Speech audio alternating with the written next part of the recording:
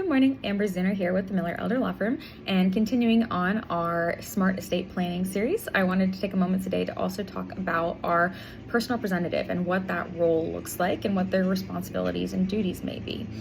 When we've got a personal representative, that means that we've got someone who was either nominated through a will and was appointed by the court to act in that capacity, or they were appointed by the court under intestacy, which just means we don't have a will. In either event, they were appointed by the court in order to move this process through and get everything in the estate where it needs to go.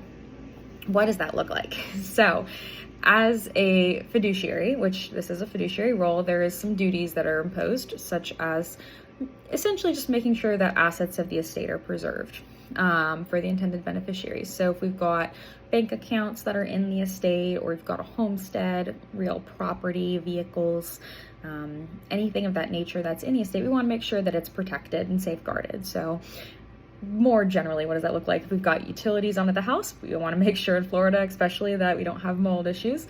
So we want to leave those on. But also, we don't want to continue a newspaper subscription that no one's going to be reading either, as that's a waste. So canceling those types of unnecessary expenses. Making sure essentially that the assets are protected and they get to where they need to go, as I mentioned. For the process itself generally, the personal representative also has a role in administering the estate as far as creditors go.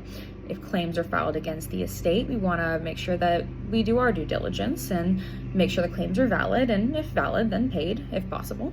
But if not valid, or we don't know, we need to ask more questions and make sure that it's a valid claim. So objecting where necessary as well.